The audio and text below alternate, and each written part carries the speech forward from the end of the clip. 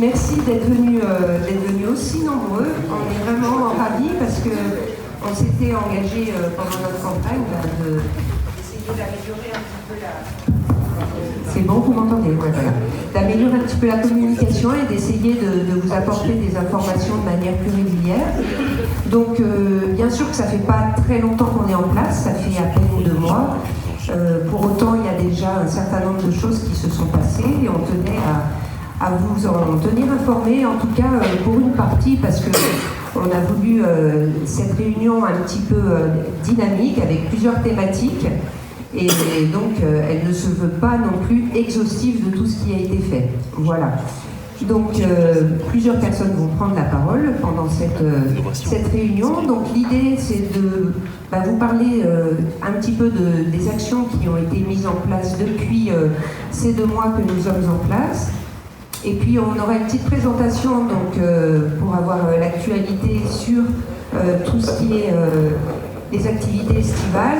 On vous présentera ensuite une innovation qui est en avant-première sur notre commune et dont on est très fiers puisque c'est une avant-première sur l'Isère. On a pour l'instant l'exclusivité qui fait partie de nos axes de diversification. Il y aura ensuite un petit mot sur un événement de début de saison qui va avoir lieu cette année, le Vercors Tremplin Festival. Et puis, nous avons aussi souhaité mettre à l'honneur un certain nombre de nos sportifs. Voilà, donc je ne vais pas être plus longue et je vais passer la parole donc on va commencer par Sabrina. Donc on a fait 3 thématiques sur les actions, donc à destination d'abord des habitants, avec un certain nombre de choses à vous dire, puis services et cadres de vie, et enfin les projets structurants. Voilà, donc je passe la parole à Sabrina. Merci. Bonsoir à tous. Comme vous le savez, pendant la campagne, on a fortement insisté sur le fait qu'on avait très envie d'établir une proximité entre les élus et les habitants. Donc, un des premiers axes qui a été développé, c'était d'installer des élus référents de quartier. Donc, l'idée était d'avoir des élus proches de vous, qui font remonter vos besoins, vos difficultés au service de mairie. Et dans un autre sens, que les décisions prises en mairie puissent vous être expliquées en proximité lors de réunions de quartier ou de rencontres.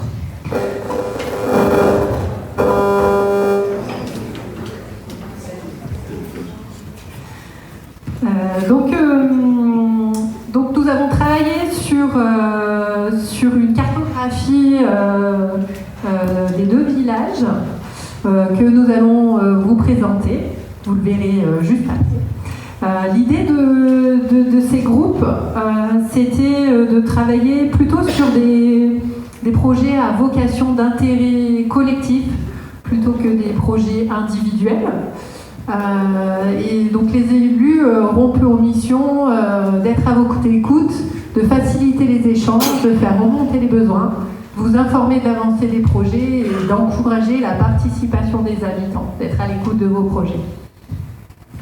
Donc comment ça fonctionne? Donc vous pourrez rencontrer votre élu référent de quartier simplement lors de rencontres informelles dans le village, ou bien lors de réunions de quartier qui seront organisées. Vous allez aussi avoir à votre disponibilité la liste des contacts mails des élus référents. On vous en montrera un aperçu juste après. Et puis vous aurez aussi la possibilité de voir votre élu référent lors des permanences en mairie que tiendront Madame le maire, les adjoints et les conseillers délégués.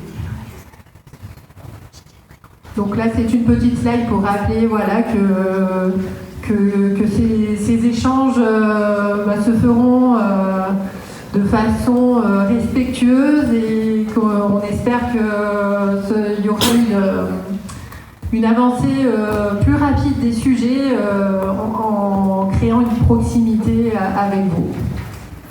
Donc là, vous voyez un petit peu, là c'est on voit pas grand chose là, mais c'est une carte des 2 villages où donc ont été quadrillées plusieurs zones.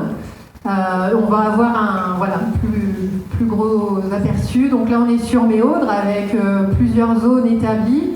À chaque fois, c'est donc un élu référent ou deux élus référents qui travailleront bien sûr de façon qui informeront les autres élus selon les sujets. On a fait la même chose du côté d'Autran. Donc du coup, ce document-là, on le passe rapidement, mais ne vous inquiétez pas, vous pourrez le retrouver. On le mettra sur le site internet et puis on va proposer des petits flyers qu'on vous fera passer. Donc là, c'est ce que je disais tout à l'heure, la liste des adresses mail des élus par quartier. Alors un deuxième axe qui a été travaillé toujours pour la proximité avec les habitants. On avait à cœur à faire redémarrer assez rapidement le conseil municipal des jeunes, qui est un groupe très dynamique, qui a très bien marché sur la mandature précédente et qui est toujours en mandat et qui attendait des élus pour reprendre les rênes avec eux. Donc on a établi une première date de réunion avec eux. Nous allons les recontacter pour leur proposer de venir sur une séance de travail qu'on va faire donc au refuge des Nars. Ce sera mercredi 1er juillet après-midi et ce sera suivi d'une petite soirée au refuge.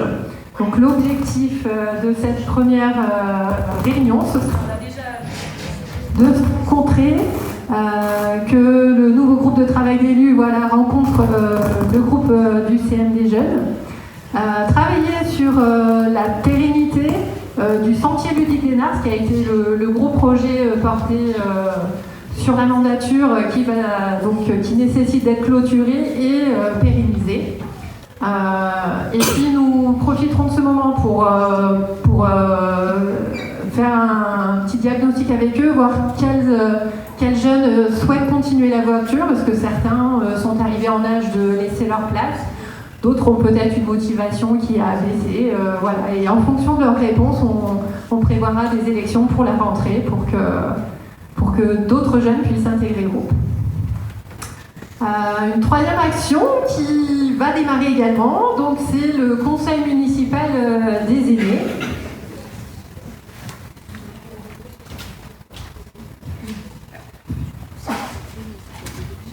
Donc l'objectif du conseil municipal des aînés,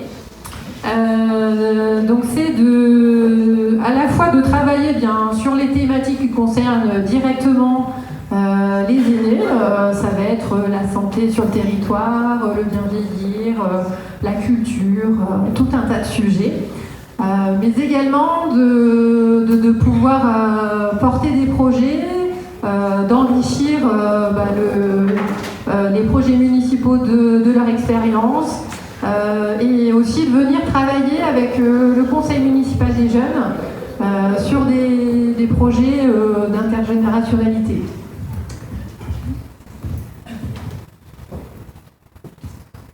Le but du conseil municipal des aînés serait de permettre aux aînés de comprendre les nouvelles générations et leurs attentes, et aux jeunes d'avoir un autre regard sur les aînés, de s'intéresser à l'histoire et d'apprendre les valeurs de solidarité et d'entraide.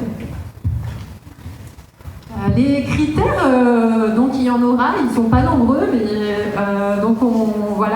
il fallait mettre une date. On a choisi de mettre à partir de 60 ans pour rejoindre ce groupe. Bien sûr, résider sur la commune et avoir une motivation pour s'engager à participer régulièrement. Les modalités pour rejoindre ce groupe, on vous demandera de nous faire parvenir une lettre de motivation avec peut-être une brève présentation de votre parcours et de voir pourquoi vous avez envie de vous engager sur ce groupe. Et puis on récoltera aussi vos coordonnées complètes. Donc tout ça peut déjà dès maintenant, vous pouvez commencer à réfléchir au sujet. Si vous êtes intéressé, vous pouvez déjà faire faire passer vos informations par les accueils de mairie. Et très rapidement, on va créer une adresse mail pour le conseil municipal des aînés, donc on vous la communiquera aussi. On espère que ce groupe pourra se mettre en place aussi rapidement. Donc n'hésitez pas à déjà réfléchir sur ce sujet et vous manifester si vous avez envie de participer.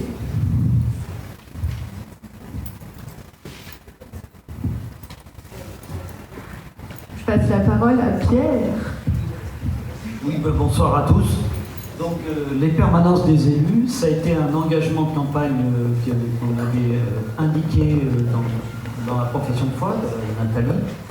Et parce que c'est très important quand même que les délégations qui ont été confiées aux adjoints soient aussi expliquées aux gens qui en ont envie et qui ont besoin de renseignements sur nos délégations. Donc, comme vous pouvez le voir, on a mis un petit mois pour s'installer, et là, le mois de mai, on a commencé avec donc les semaines, et ça marche assez bien, parce que, les permanences sont assez remplies. Donc, pour certains, moins pour d'autres, parce que, les centres d'intérêt se portent, ça dépend sur quoi, hein, si Sylvie a une délégation différente de la mienne et celle de Stéphanie. Mais effectivement, voilà, c'est un lien qui est fort parce que ça nous permet d'avoir l'écoute donc des gens dans un moment un peu privilégié. Parce que voilà, on est en tête à tête, on discute très très tranquillement, en concertation et au plus près des problèmes. Bien sûr, on reste dans les compétences que sont les nôtres, parce que c'est déjà assez compliqué, donc on ne peut pas non plus aller sur tout. Mais vous pouvez aller voir plusieurs adjoints, c'est pas un souci. Voilà. Il y a la prise en compte des demandes individuelles, bien sûr, mais également aussi, j'en ai eu l'occasion, sur des idées des projets collectifs ou des choses comme ça, et on peut en discuter après entre nous avec notre majorité pour voir un petit peu quelles sont les idées qui pourraient être retenues. Voilà. Toujours bien sûr, c'est un dialogue, comme l'a dit Sabrina, c'est un dialogue constructif, mais dans le respect aussi et dans l'écoute de l'un et de l'autre. Voilà. À titre d'information, je vous donne la date du prochain conseil municipal à ce sujet-là. Ce sera le 2 juin.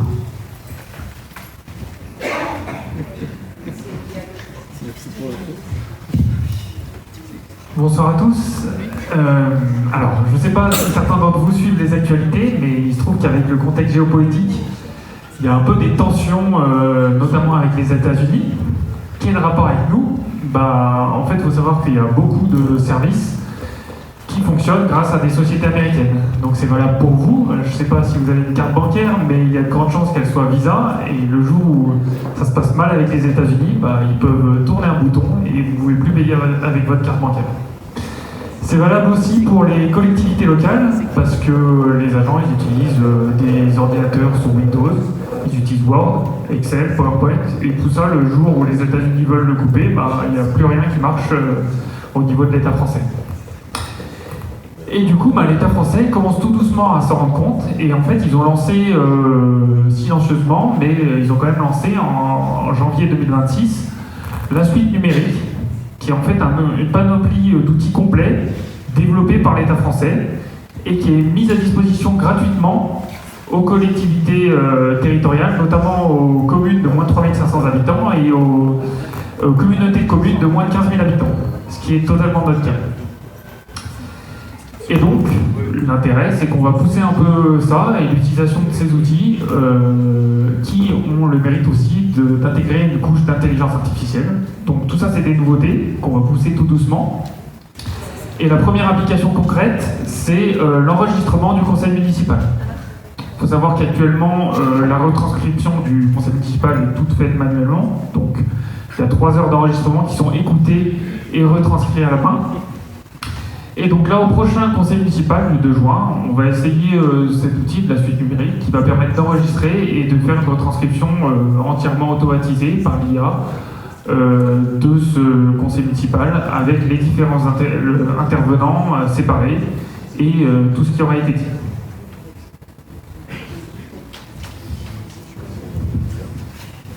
Merci Yann pour ces informations.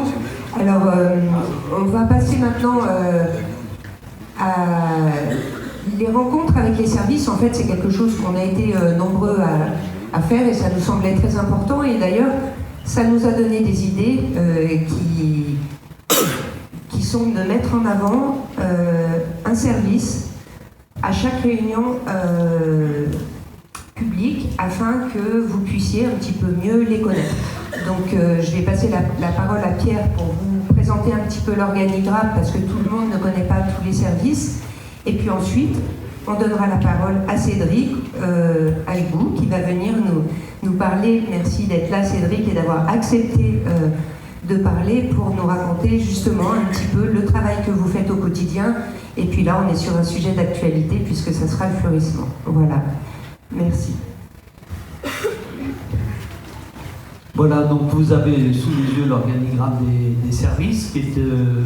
On a commencé à le travailler pour d'une part le rendre accessible à tout le monde, que ce soit assez simple, et d'autre part que chaque compétence soit bien identifiée pour la population, parce que aussi vous avez bien évidemment, on le mettra en ligne et tout, hein, bien sûr, mais il n'est pas encore tout à fait fini. Ça fait que 2 mois qu'on est en place. Donc pour certains, écoutez, c'est assez facile de comprendre une commune, mais pour d'autres c'est plus compliqué. Il y a des secteurs qui s'entendent plus facilement que d'autres. Enfin bon, c'est pas simple. Les collègues avec moi, on a pris en charge nos compétences, on a pris en charge et fait connaissance avec les services. Et on doit avouer que je les remercie déjà parce que par leur accueil, je les remercie par leurs compétences, je les remercie par leur envie de bien faire. Franchement, c'était très agréable. Et on peut le voir, donc vous avez le pôle service technique, vous avez le pôle juridique affaires générales, vous avez le pôle ressources, et puis le pôle sport et nature, puis notre police municipale et le service culture avec le FIFMA notamment. Donc, vous voyez, c'est assez, on va dire, classique pour une commune d'avoir ce pôle-là avec des responsables qui sont à la tâche, qui vraiment sont dynamiques, motivés. Et bien évidemment, notre directrice des services, Christelle, qui est ici, et que je remercie déjà pour tout son apport, ainsi que les directeurs et les services, les gens qui travaillent sur le terrain, parce que ne les oublions pas, c'est quand même eux qui sont à la tâche tous les jours, que vous voyez, et c'est pas simple non plus. Alors, les élus se sont rendus dans les services, ont vu ce qu'il en était, ils ont pris le temps d'échange avec la plupart d'entre eux, et ils ont vu aussi également les conditions de travail, tout ce qui a été fait par les municipalités précédentes. Et il faut avouer que c'est assez bien fait pour qu'à ce jour on puisse travailler concrètement comme il faut. Voilà, l'intérêt étant bien sûr de découvrir in situ les conditions dans lesquelles œuvraient les agents. Bien, voilà, c'est tout ce que je peux vous dire sur ce sujet. Merci. On va demander du coup à Cédric s'il veut bien venir. Et c'est vrai qu'en visitant les services, on a découvert des compétences incroyables et multiples. Et donc, on est heureux de vous les faire partager. Merci Cédric.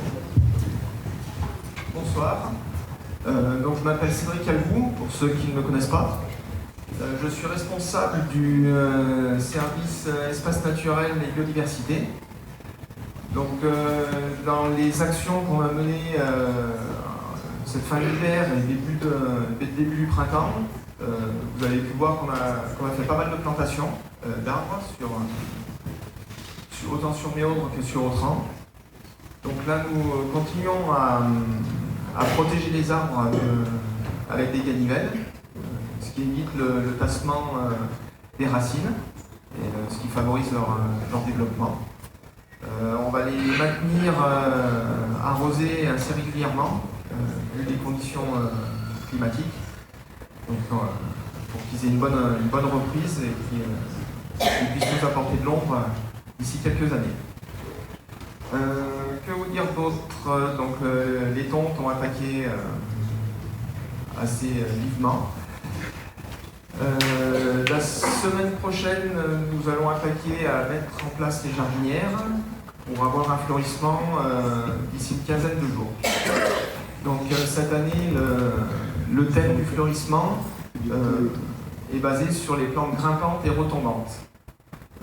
Voilà, c'est un thème qui change chaque année et ça permet d'avoir différentes variétés qu'on trouve principalement sur les collectivités et que les particuliers n'ont pas forcément l'habitude d'utiliser. Voilà. Nous allons aussi mettre en place, donc ça pour l'année prochaine, à remettre en place le concours des maisons fleuries. Donc on vous expliquera un petit peu toutes les modalités pour l'organisation de ce concours. Voilà. Merci Cédric, c'est vraiment gentil d'être intervenu.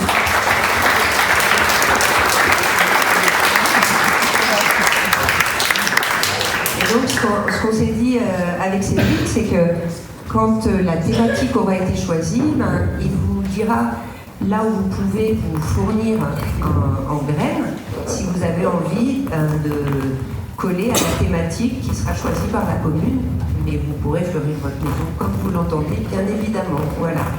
Donc merci, je vais passer maintenant la parole à Alain pour tout ce qui est travaux structurants. Merci. Merci bien. Bonsoir à tous. Eh bien moi je vais vous évoquer avec vous trois dossiers, le village olympique, la maison de Madeleine Durand et la piscine à Méaudre. Ce sont trois dossiers qui traversent un petit peu les municipalités, puisqu'ils sont nés dans la municipalité précédente et nous nous efforçons de les porter et de les voir aboutir. Alors le premier de ces dossiers, c'est effectivement le village olympique et les écouges. Alors, je crois que sur ce dossier, le travail qui a été déjà fait, ça date d'une dizaine d'années environ. Chaque année, il y a des choses qui se sont faites, sauf qu'effectivement, on ne voit pas. Il n'y a pas de grue, il n'y a pas de bulldozer, mais il y a du travail qui s'est fait. Et aujourd'hui, cette année, notamment depuis le 27 avril dernier, on est sorti de la procédure, parce qu'il y avait une procédure qui avait été enclenchée par un promoteur précédemment. Et donc, ils ont jeté l'éponge et en fait, du coup, maintenant, le PFL, l'organisme qui nous porte le projet, est entièrement propriétaire et donc des choses beaucoup plus concrètes peuvent se mettre en place, notamment tout ce qui est diagnostic sur les structures, sur l'amiante, sur le plan, enfin tout un tas de choses qui sont indispensables à faire dès qu'on construit un projet un petit peu important. Ensuite, on ne va pas être les seuls avec le PL et on aura un autre partenaire, c'est une société qui s'appelle Elegia et sa filiale Territoire 38 qui est chargée d'accompagner justement toutes les communes qui ont des projets assez importants. Et c'est vraiment une assistance très précieuse et c'est pour ça qu'on va avancer encore un petit peu plus dans le partenariat. On va établir une véritable concession avec eux et on leur confier tout le travail juridique, administratif, les ressources humaines. Enfin, ils vont vraiment faire un gros boulot alors que nous, communes, on n'a certainement pas la compétence pour faire tout ça. Donc ce projet, il avance, c'est un véritable fil rouge qui est né, comme je l'ai dit dans la municipale mandat précédent, qui va se poursuivre bien au-delà du nôtre, 1 ou 2 mandats, parce qu'il ne s'agit pas non plus de faire exploser des constructions pour déséquilibrer tout un village.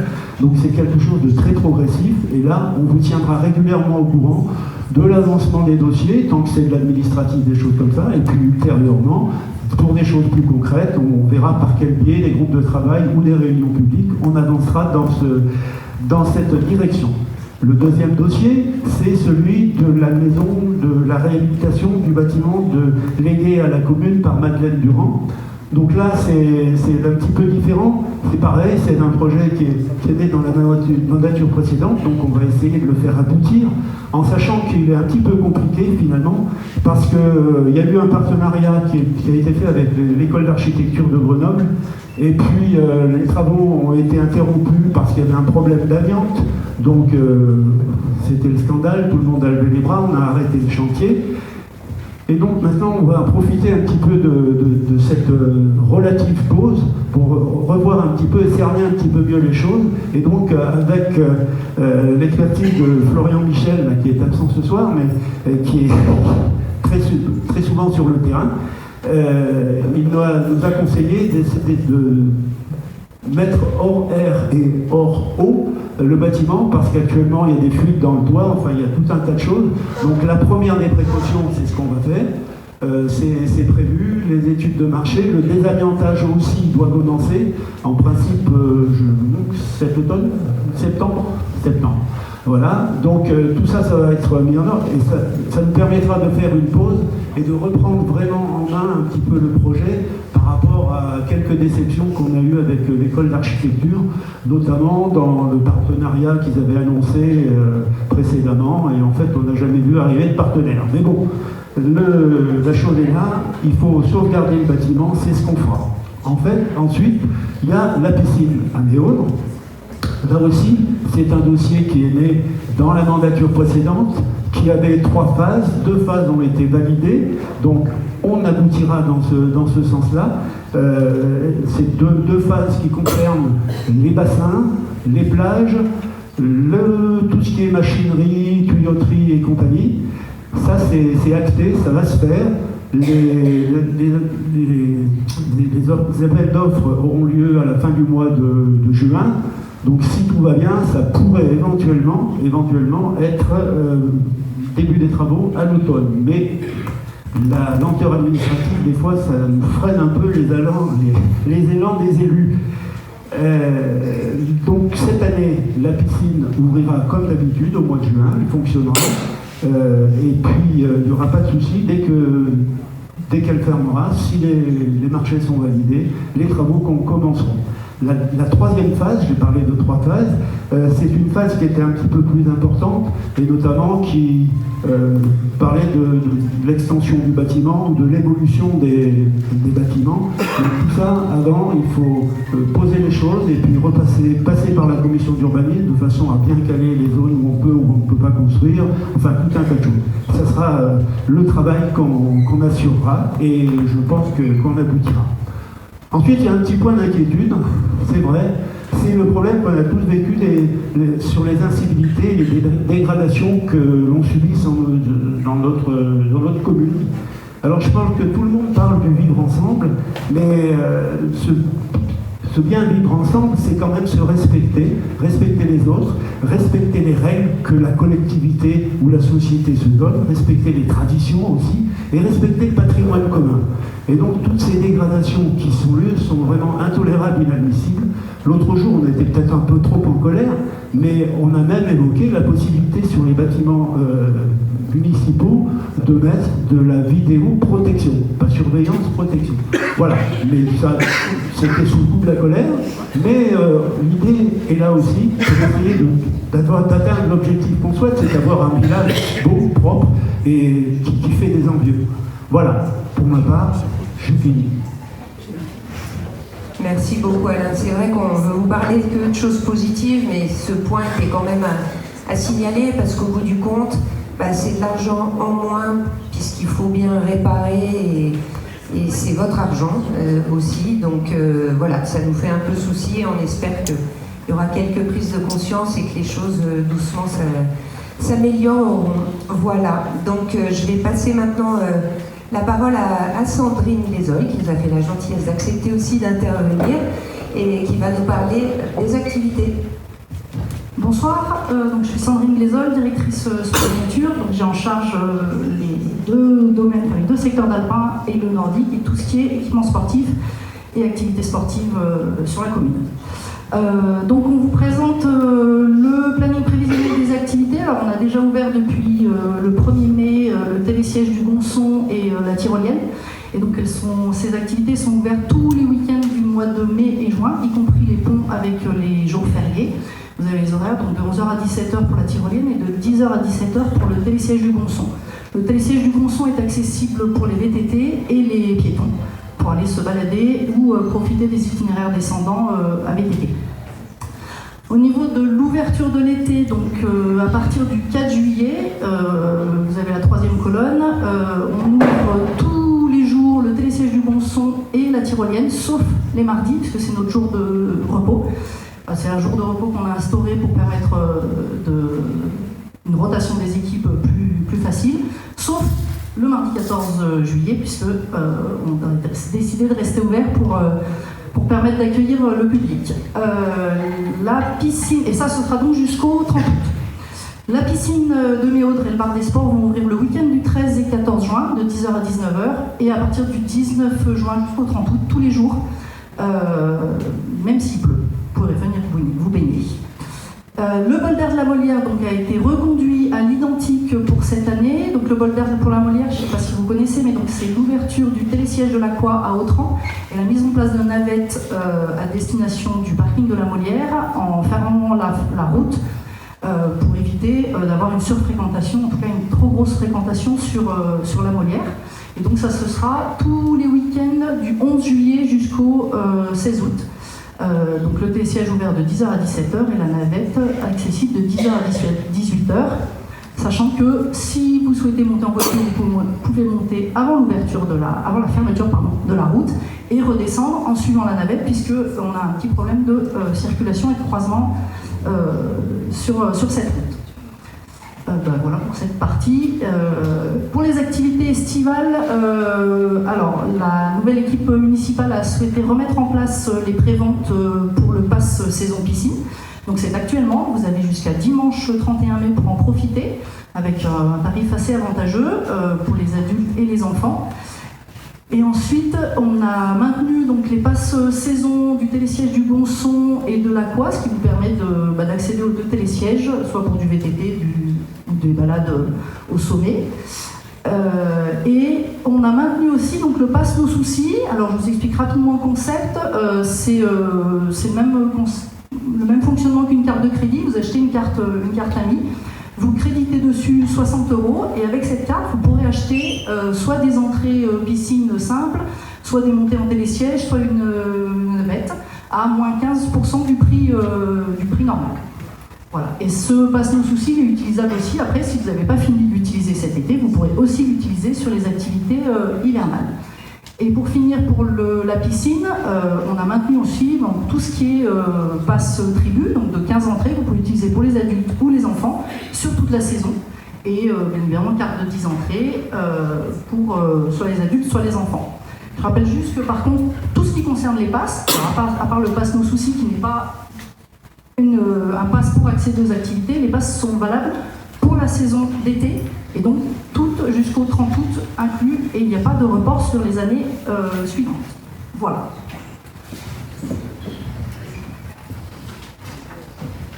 Je vais passer la parole à Jérôme.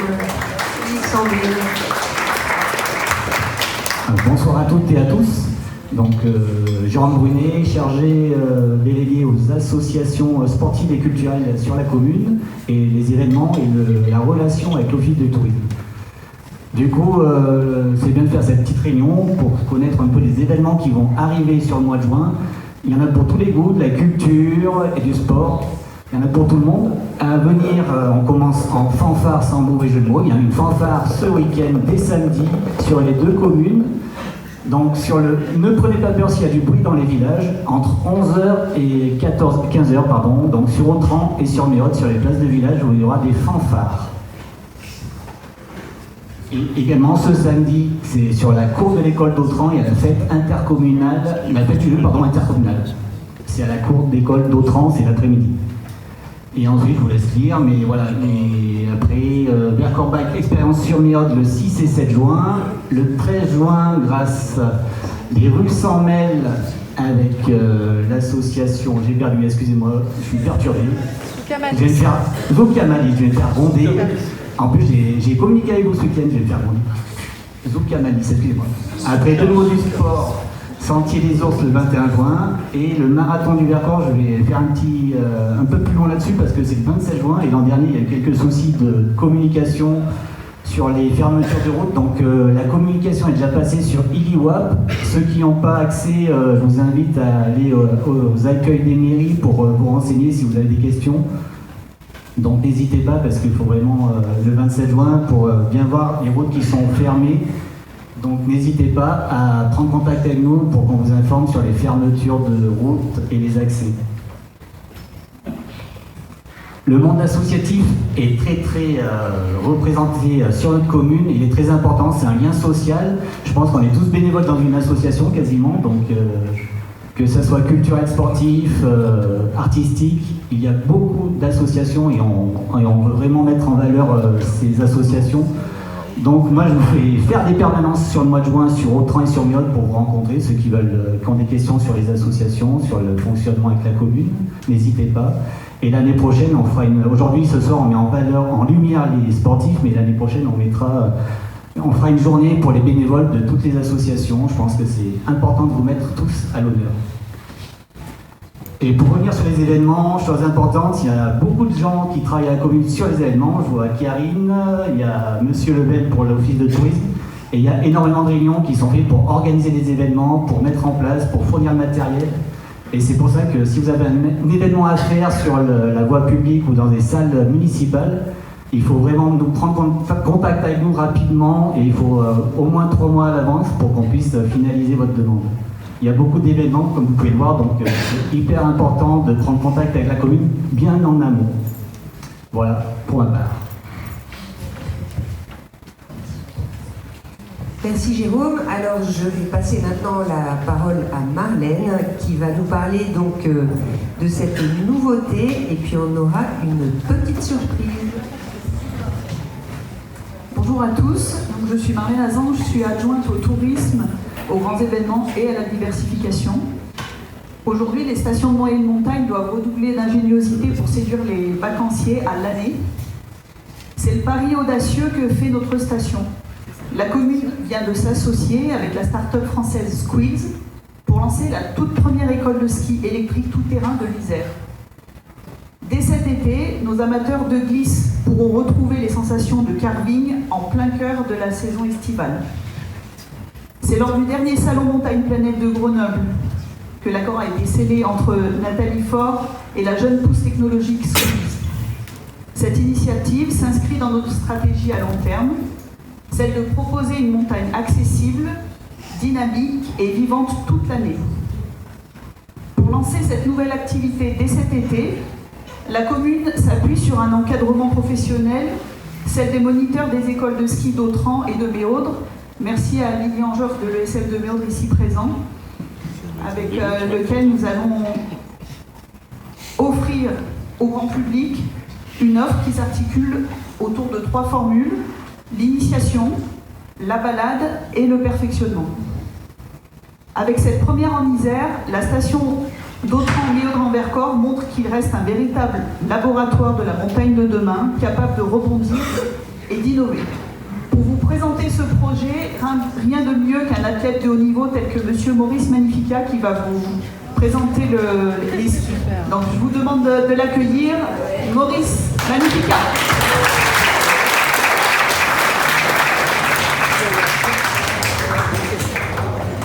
Voilà, donc ce sont des skis qui peuvent être pratiqués sur tout terrain. C'est pour ceux qui auront la chance de pouvoir les tester, ce sont vraiment les sensations de carving. Donc en fait, c'est une technologie brevetée. Ce sont des skis qui ont reçu une médaille d'or au concours Lépine il y a 15 jours. Voilà. Bravo.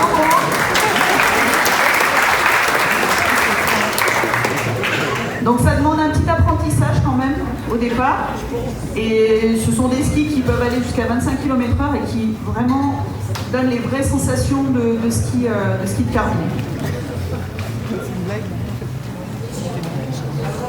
Il est fort.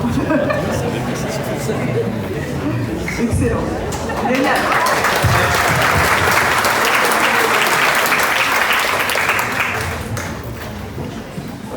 Voilà, donc à suivre l'offre qui sera présentée au grand public pour ce produit. Merci beaucoup Maurice. Merci à Lilian.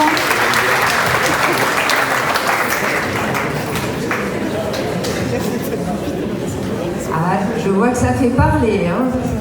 Ah, on est très heureux parce que ça va faire aussi beaucoup parler dans la presse, ce qui est très bien pour notre commune et notre territoire du Vercors, parce que ça va s'implanter dans plein d'autres territoires par la suite, mais on a la chance d'avoir pour l'instant cette exclusivité. Donc Maurice est particulièrement doué, mais c'est vrai que pour tous ceux qui font un peu du ski, l'apprentissage est assez facile, à vrai dire. Voilà, donc vous pourrez le regarder à la fin de la réunion si vous voulez voir la bête de plus près. On va les enlever puis on posera l'exemplaire ici. Je vais maintenant passer la parole à Terence Mosca qui va venir nous parler du Vercors Tremplin Festival. Merci Terence d'être venu. Alors Terence avait des slides qu'on n'a pas eu le temps d'intégrer, donc il va tout. Bonsoir à toutes et à tous, donc Terence Mosca. Donc moi, on a décidé avec plein d'autres bonnes âmes sur le plateau de monter un nouveau festival qui allie musique et gastronomie, donc qui s'appelle le Vercors Tremplin Festival. C'est la première édition. C'était important pour nous de travailler avec des acteurs locaux. Alors je suis sûr qu'on va me dire oui mais tout le monde n'est pas encore impliqué, c'est la première édition, donc voilà, on travaille avec beaucoup d'associations, beaucoup de membres locaux. Il y a en fait plein de compétences sur le plateau, comme tout le monde le sait, y compris dans la musique et bien entendu dans la gastronomie, et donc c'est comme ça qu'on a rassemblé ces compétences pour lancer ce festival. Un élément très important pour nous aussi, on voulait que ce festival soit accessible à tous, donc c'est un festival gratuit, il sera gratuit pour tous, il aura lieu au tremplin, donc les super tremplins d'Autran, il y aura d'ailleurs potentiellement même des enfants qui vont sauter, voire des adultes, pas que des enfants. Et donc le festival se déroule les 3 et 4 juillet. Il est organisé de la façon suivante. On a voulu avoir à la fois un spectacle, dans un premier temps un spectacle très famille, très enfant, puis après, ça s'appelle tremplin, mais c'est aussi tremplin pour les artistes. Donc travailler avec des artistes locaux, donc encore une fois des artistes donc là ici grenoblois, isérois ou de la région. Avoir une star, quelqu'un qui a une ampleur nationale ou internationale, et puis finir avec un DJ. Donc pour illustrer, typiquement le vendredi, on commencera avec Nelly Môme, je ne sais pas si certains connaissent, mais qui ont un spectacle. Oui, voilà, super, merci. Donc on aura Nelly Môme, on continuera avec un artiste grenoblois, Moustiquetiers, et puis Cog, King of Ghana, donc qui est un artiste ghanéen, comme son nom l'indique, qui nous vient tout droit d'Angleterre et qui nous offrir une musique jazz et world, et puis Radio Meu, que peut-être certains d'entre vous connaissent aussi, ici, qui sera la partie DJ. Je vais revenir après sur les chefs parce que c'est très important, je vous le dis tout de suite. Donc on a dit que c'était gastronomie musique, il nous faut une partie gastronomie. Donc on aura une gastronomie, on aura des food trucks qui travaillent sur des produits locaux du Vercors, bien entendu. On voulait aussi mettre à l'honneur et en avant les chefs étoilés. Et donc cette année, bon, c'était facile, vous allez me dire, donc on travaille avec Guillaume Bonjuret, que l'on connaît, qui est à Méaudre, et qui sera donc présent le vendredi soir, et qui donc aura une cuisine ouverte, et cuisinera donc pour tous. Ça sera payant par contre, autant la musique est gratuite, autant la gastronomie sera payante, qu'on soit bien clair. Et donc ça c'est Guillaume le vendredi, et le samedi soir on a demandé à Guillaume d'inviter un chef, et donc il a invité Maxime, alors je suis désolé, je ne vais pas prononcer son nom parce que je vais me tromper, mais Maxime de Mandibule, donc qui est juste en bas, à côté de Romans, et qui vient aussi d'obtenir une étoile Michelin et une étoile verte, c'est le cas des deux, et qui lui fera la même chose du coup le samedi. Juste un petit mot sur la programmation du samedi. On commencera avec l'école des 4 montagnes, parce qu'on voulait, encore une fois, avoir une ouverture sur l'ensemble du territoire. Et donc on a l'école des 4 montagnes qui commencera avec de la musique irlandaise. On continuera avec Big Kitsch, un autre artiste grenoblois. Big Ukulele Syndicate, que peut-être certains d'entre vous connaissent, puisque c'est un groupe qui est très présent dans la région et qui fait des reprises au ukulélé. Et puis on finira par Guts, donc un DJ sur toute la soirée. Voilà, un point important que je n'ai pas mentionné qui est très important, c'est qu'on est aussi en partenariat avec la foire bio de Méaudre et Méaudre Animation. Et donc on a voulu finalement être la continuité le soir de ce qui se passe sur la foire bio. Mais on voulait aussi avoir un spectacle sur la foire, et donc nous aurons, vous voyez ici, les tablés. Donc ils vont nous faire un spectacle de rue, spectacle alimentation, dégustation, cuisine, que vous pourrez, gratuit également, auquel vous pourrez assister à Méaudre. Voilà, et un point très important, c'est que donc c'est un nouveau festival, on cherche encore des bénévoles, venez nombreux. On a un site web qui s'appelle vercors-festival.fr et sur lequel vous trouverez un point contact avec un formulaire en ligne à remplir pour venir nous rejoindre. Voilà, on est plein de gens de la commune, mais aussi d'autres communes du plateau, et on est très content de lancer ce premier festival en collaboration avec la mairie, la CCMV et le département. Merci.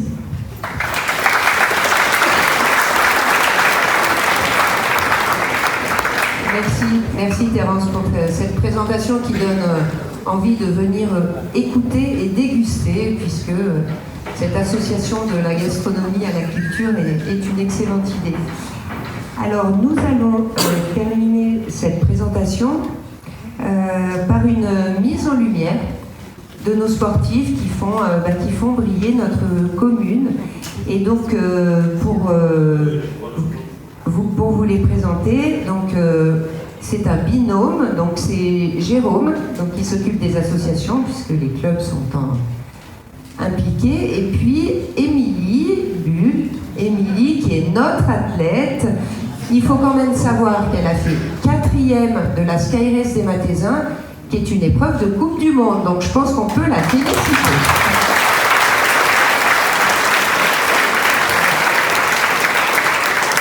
Merci à vous deux. Elle est plus sportive que moi, en effet. Avant d'attaquer la petite cérémonie, on va quand même inviter les présidents des clubs. Donc ici présent, il y a Enzo, président de l'USO France, tu peux venir s'il te plaît. Parce que quand il y a des résultats, voilà, c'est quand même tout un milieu associatif qui fait monter ses jeunes, donc Enzo. Et puis les présidents des sections nordiques, je vois qu'il y a Lilian, rejoins-nous s'il te plaît. Donc jusqu'à Mika Méaudré, pardon. Et Caroline, est-ce que tu es là? Je crois que tu étais là. Caroline, non, elle n'est pas là. Caroline Charlier, elle n'est pas là? Si, elle se cache. Je ne voyais pas.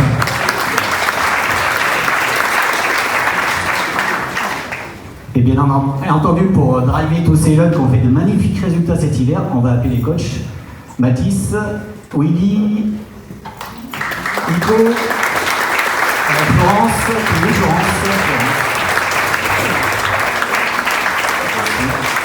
Et il y a des absents.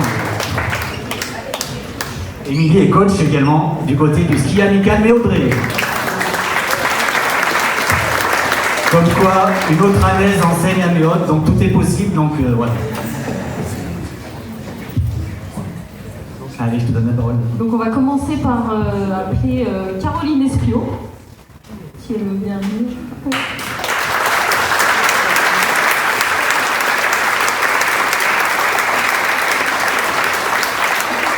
Je vais vous la présenter en 2-3 mots, sauf si tu veux te présenter. Elle a fait partie de l'une des premières générations de sauteuses françaises de haut niveau. En 2010, elle est la première championne de France féminine de saut à ski. Et elle a fait des podiums aussi internationaux en Coupe continentale en 2009, 3e. C'était il y a longtemps. Sa carrière sportive a été brutalement interrompue en 2013 à la suite d'une blessure au genou, alors qu'elle visait les Jeux olympiques de Sochi. Après cette épreuve, elle est restée très impliquée dans le milieu du saut à ski, notamment consultante à Eurosport et entrepreneur spécialisée dans les combinaisons de ski, de saut à ski, technique de saut à ski. En 2024, plus de 10 ans après son arrêt, Caroline Espiau a annoncé un retour remarqué à la compétition, démontrant une forte résilience et une passion intacte pour son sport. Au-delà des résultats sportifs, c'est avant tout l'engagement personnel qu'il faut retenir. Pratiquer une discipline aussi exigeante que le saut à ski demande une détermination remarquable, d'autant plus admirable lorsqu'on est mère de famille et que l'on relève ce défi avec une telle passion et persévérance.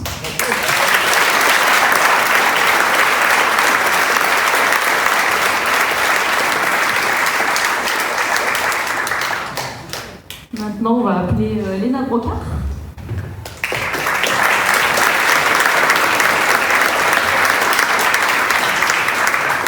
Membre aussi de l'US Autran combiné nordique. Donc Léna a commencé le saut à ski à l'adolescence avant de se tourner vers le combiné nordique, devenant rapidement l'une des figures de haut niveau français.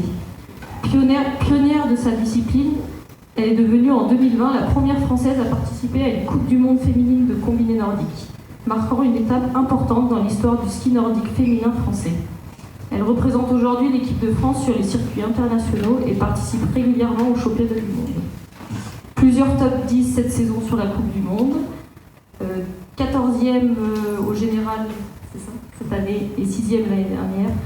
Un podium en Coupe d'Europe en février et 7 fois championne de France.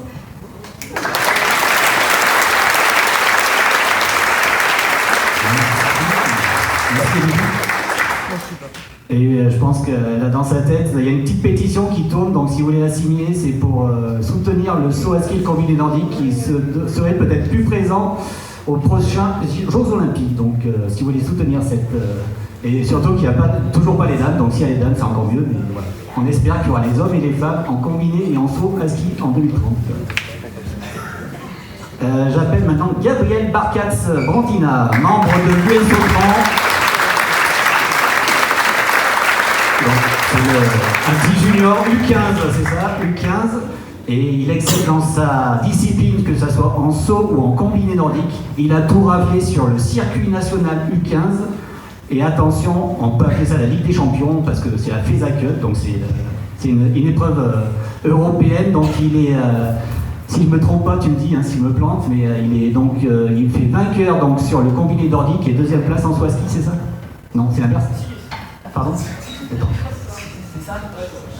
Merci, tu m'as fait peur. Un grand bonhomme qu'on va suivre pendant de longues années sur le saut à ski et le combiné nordique, je suppose.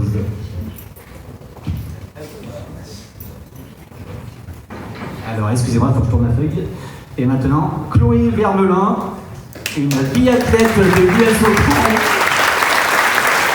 Championne de France U17 cette année, vice-championne de France U17, pardon, et championne de France U17 en poursuite. Excusez-moi. Plusieurs résultats remarqués au niveau national chez les jeunes en biathlon. C'est également une future, je pense, membre des équipes de France, on l'espère, te voir performer au plus haut niveau parce que tu le mérites. Et tu as toutes les cartes en main pour devenir ce sacré biathlète.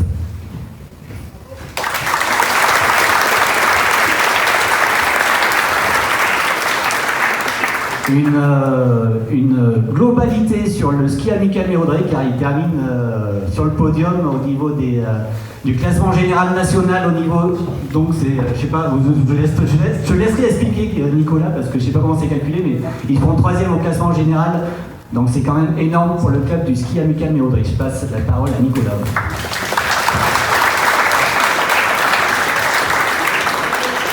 Ok, alors rapidement, bonsoir à tous. Donc le club termine effectivement 3e au classement général de la Coupe de France.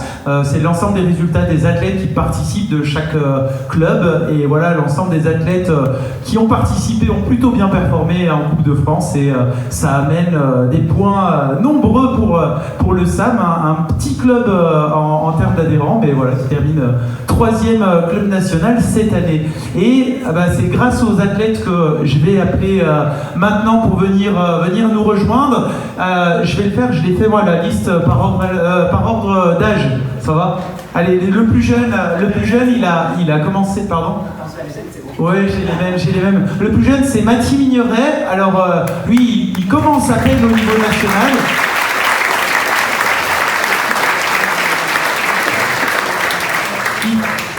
Il est donc, il vient de terminer la catégorie U15 avec, il y a une course nationale pour eux, le challenge national U15. Cette année, il termine 2e. C'est 2 courses, une course de sprint où il finit 3. Tu finis combien au sprint? 2 et 6e sur une course individuelle classique et ça fait 5e. Non, je sais plus, Mathie. 5, pardon. 5. Et ça fait qu'au classement général national, il termine deuxième et il va rentrer donc au pôle espoir l'an dernier sur toutes les coupes du Dauphiné quasiment. Il était sur le podium ou dans les 4 premières places. Donc voilà, des très belles courses déjà sur les championnats de France de ski roue qui avaient eu lieu à Autran. Il avait déjà fait un top 10 4e, il me semble, sur les championnats de France d'été. Voilà, Mathie.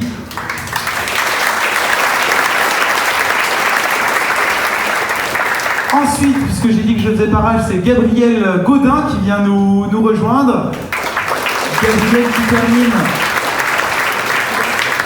la catégorie U16, donc un an de plus avec sur toutes les courses nationales qu'il a fait. Je crois qu'il a fait podium à chaque fois ou quasiment 4e quelquefois, mais c'est 3e en général, ce qui lui a permis de partir cette année sur la première course internationale qui se fait dans leur catégorie. Il est parti c'est à Santa Caterina, je pense, en Italie, donc première Coupe d'Europe, et il fait podium sur cette première course internationale à une 3e place. Voilà, Gabriel Gaudin.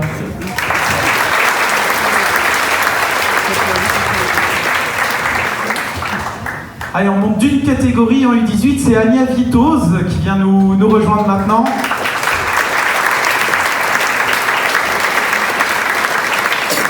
Donc là, Ania, elle est en U18, ça se passe toujours sur 2 ans, les catégories à part U16, mais voilà, donc elle est en U18 première année, elle est encore jeune dans sa catégorie, elle fait quelques podiums nationaux, et ce qui lui permet d'être 9e au classement général national, donc en étant U18-1, ce qui est de bon augure normalement pour l'an prochain quand elle sera en 2e année. Elle est 2e sur le relais U18 au championnat de France avec le comité du Dauphiné. Voilà, Ania Vitoz.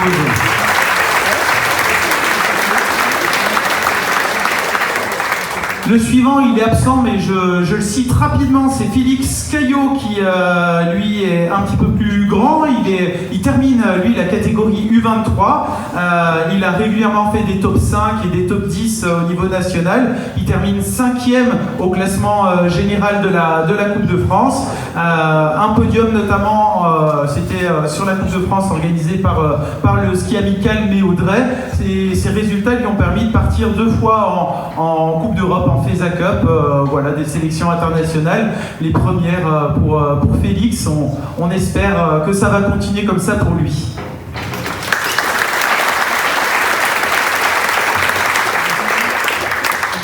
Le suivant, il va avoir du mal à venir nous rejoindre. On va essayer.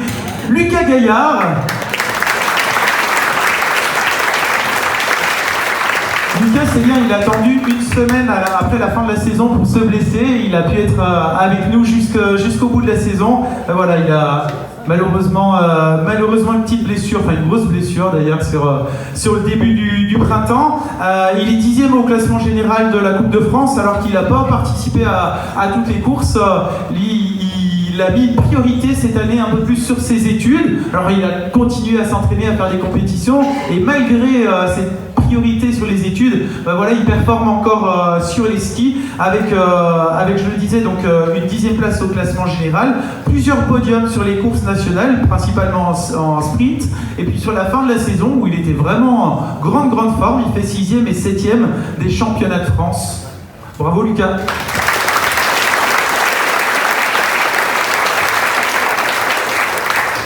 Merci Nicolas. Et donc là, c'est pas fini parce que Autran, on a la fibre olympique depuis de nombreuses années. On a eu de nombreux athlètes qui ont performé sur les JO d'hiver depuis belle lurette. On pense, pour ne pas le citer, Milou Salvi en 68, mais après il y en a eu plein d'autres. Et cette année, on a eu l'occasion d'en avoir une. Émilie, à toi la parole. Et ben on va appeler notre fondeuse de 22 ans, c'est qui? Justine Gaillard.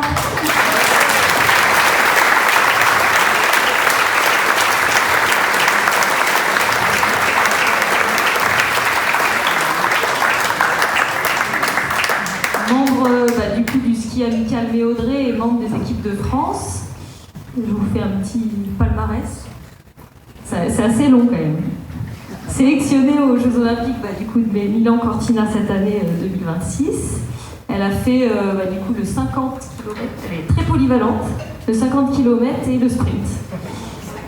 Championne de France U23 de sprint classique en fin d'hiver après Manon. Podium en Coupe d'Europe. Sélectionnée aussi, ça c'est ce que je viens de dire. Et membre du team Isère, je l'ai dit aussi, en fait j'ai tout dit. J'ai tout dit.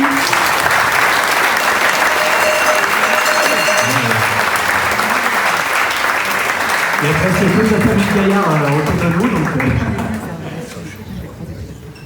Eh bien, Justine, au nom de toute la commune, on est très fiers et heureux de te remettre cette jolie cloche pour ta belle prestation de cette année, ta sélection aux Jeux Olympiques. Bravo.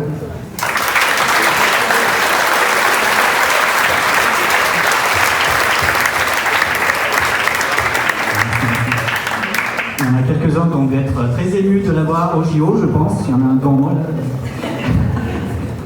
Et puis d'autres que je connais très bien qui ont dû être un peu fous sur le bord de la piste. Alors, on va poursuivre. Pardon, la prochaine slide. Merci. Oui, si tu veux nous rejoindre pour un événement quand même a marqué. Donc Willy, qui est un entraîneur emblématique de l'US Autran et qui a dû vibrer également il n'y a pas longtemps. Je te laisse monter nous rejoindre, s'il te plaît, Willy. Il va nous parler mieux que moi de cette perf historique pour l'US Autran. Bonjour tout le monde, bonsoir plutôt. Très content d'être ici pour cet événement-là, je ne veux pas saouler. Et en fait, le sport, on a tendance à relativiser ces résultats parce qu'en fait, on a la chance sur le plateau du Vercors d'avoir des athlètes d'exception depuis toujours parce qu'on a un domaine qui est extraordinaire en fait. Mais domaine extraordinaire, il faut aussi des athlètes qui le fassent rayonner et on a cette chance-là. Moi, ça fait un petit moment que je suis là et ces championnats de France des clubs ont pris de plus en plus d'importance et on y tournait autour depuis tant d'années. Je sais, on m'a répété qu'autrefois Autran était un club qui les remportait, mais les championnats de France des clubs, ça a beaucoup évolué. C'est-à-dire que c'est vraiment un ski de fond, et attention, ski de fond, à l'intérieur, on a des biathlètes. Tous ceux qui étaient là, je pense qu'ils ont fait les championnats de France des clubs. On a des combinés nordiques. Les sauteurs, c'est plus compliqué. Mais Léna, elle était dans les équipes, il y en a eu avant. Donc c'est vraiment une réunion de tous les athlètes du nordique et c'est vraiment chouette. Il y a des skieurs alpins qui se reconvertissent et qui pourraient en faire partir. Je pense que Franck Picard, il pourrait venir donner un coup de main des fois au saisie parce qu'il aime prendre les départs des courses de ski de fond. Cette année, on est vraiment fiers et je vais les appeler, nos 4 relayeurs, mais ils reflètent en fait le niveau du Vercors, de Autran-Méaudre. Donc je vais appeler Noah, Hugo, Jules et Charlie qui sont champions de France du club.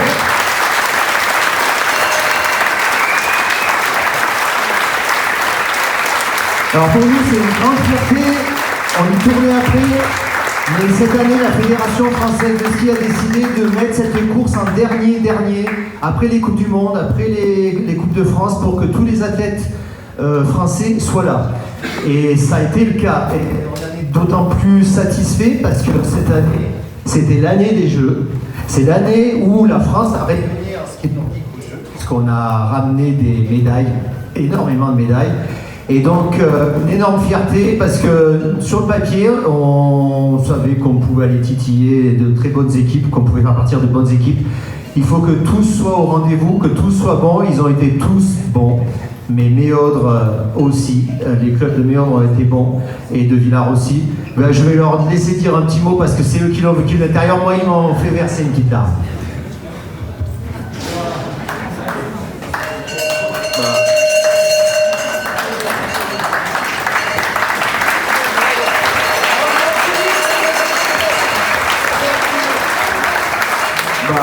Quel dire déjà, quelle belle victoire 38 ans après. On a déjà beaucoup parlé sur cette victoire, beaucoup. Donc voilà, on est super fiers. Moi, je suis super fier d'avoir couru dans cette équipe l'année dernière aussi. En plus, là, cette année, on a la victoire, donc c'est super beau. Et puis, fier d'avoir aussi cette équipe magnifique. Et puis, tout le monde a bien performé, que ce soit en équipe 1, en équipe 2, tous les clubs. Mais Aude aussi, ils ont fait de belles courses. Et puis voilà. Merci. Alors, faut le dire, mais en fait, ce qui a été très émouvant pour nous quand on suit, c'est que des fois, il y a une course. La première équipe, elle se détache dès le début, le suspense, il est tué. Là, en fait, moi, ma fierté, c'est que nos équipes ont été devant, mais sans avoir tué la course. Noah, il a ramené le relais en tête. Voilà, il n'a pas dit, mais c'était juste génial. Et après, je vais passer la parole au deuxième relayeur, qui était Hugo. Parce qu'en fait, c'est imposé le premier relayeur, il est un classique. Le deuxième relayeur, il est un classique, c'est une catégorie au-dessus.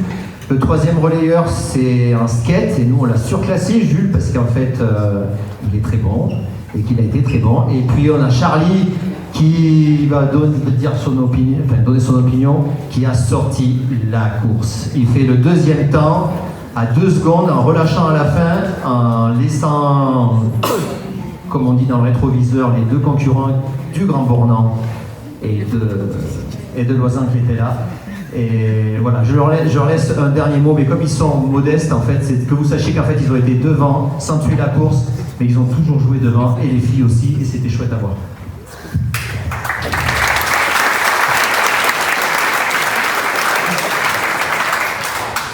C'était une super course. Je voudrais remercier tout le staff, les coachs, qui ont été incroyables durant toute la préparation de ces championnats de France.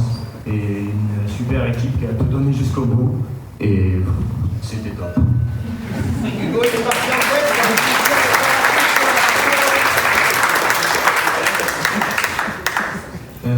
Moi, pour moi, les France Club, ça fait partie de. Enfin, pour moi, c'est la plus belle course de l'année, la plus belle course de la saison. Et puis là, le fait qu'il y ait tout le monde, toutes les équipes de France réunies, ça rajoute un peu de pression. Moi, j'ai été surclassé et c'est sûr que j'avais un peu le stress. Mais voilà, je sais qu'on avait une super équipe. On avait une équipe d'outsiders. Certes, on visait peut-être pas la gagne et tous les clubs ne nous voyaient peut-être pas sur la plus haute marche, mais on l'a fait parce que on a une équipe, on a un club qui s'entend super bien. Et voilà, les coachs ont fait un travail de malade, comme chaque année. Et avoir une équipe comme ça et courir pour le club, pour la commune, ça fait vraiment plaisir. Et puis quand on ramène la victoire, c'est ce qu'il y a de mieux.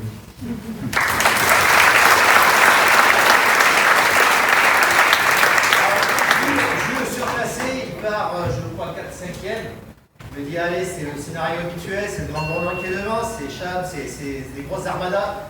Bon, on fait une belle place, on est bien, mais ça va jamais le faire. Et en plus, je dis, bon, qu'est-ce que ça va donner? Normalement, c'est des U20 et des 18. Et ben, il prend la course en main, il attaque, il revient sur les autres, et il va à un moment donné même prendre la tête de la course. Mais il y a le meilleur français qui est Loisan, qui actuellement perf est parmi les meilleurs internationaux, qui est revenu sur lui, et qui a un autre plus que Jules. Et Jules, tu passes le relais en 2 pour faire un 3, puisque Charlie part en 3, il va nous dire c'était très bon. Ouais, exactement. Les 3 de devant, ils m'ont bien mis la pression. Parce que partir avec, en jouant un podium, voir la victoire, et je peux vous dire que ça vous donne la pression.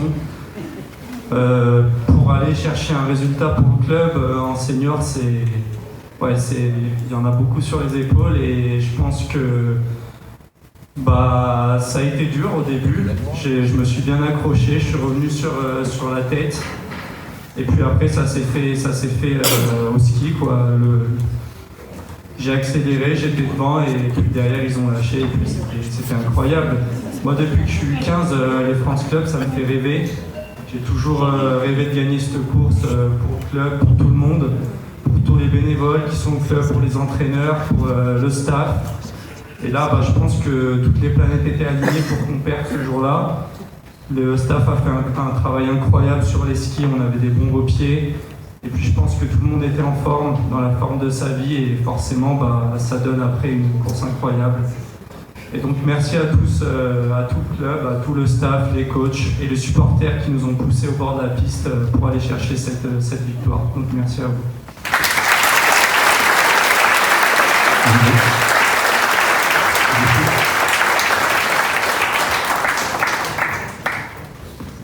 « 38 ans qu'on l'attendait, hein. Bravo, vraiment bravo. On va donner la parole à Justine qui va quand même nous dire un petit mot sur son expérience olympique. C'était une expérience vraiment incroyable. Enfin, c'est difficile de résumer 3 semaines en quelques mots, mais c'est vraiment une expérience que je souhaite à tout athlète de vivre une fois dans sa carrière. Enfin, c'est vraiment un truc de fou et même au-delà des courses où même si ça se passe pas très bien, on prend quand même beaucoup d'expérience pour la suite et voilà parce que c'est des courses qui sont difficiles et du coup c'est forcément beaucoup d'apprentissage et d'expérience. Mais voilà, je voulais aussi remercier quand même tous ceux qui sont venus ici à la salle des fêtes voir ma course. Je ne sais pas s'il y en a ici, mais vraiment merci beaucoup pour tout ça.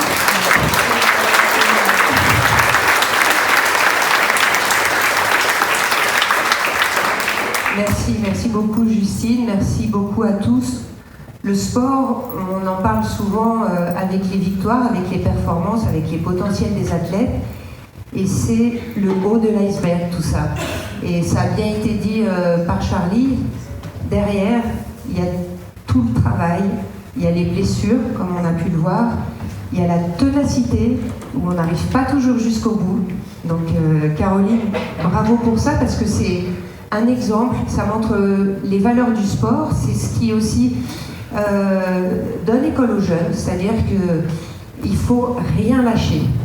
L'essentiel, c'est de ne pas avoir de regrets et c'est ce que vous faites tous. Donc, quels qu'en soient les résultats, bravo de ne rien lâcher, bravo pour toutes ces valeurs que vous montrez, que vous transmettez aux jeunes, bravo à vos coachs, à vos familles qui vous entourent et on est en tout cas tous derrière vous. Bravo à tous.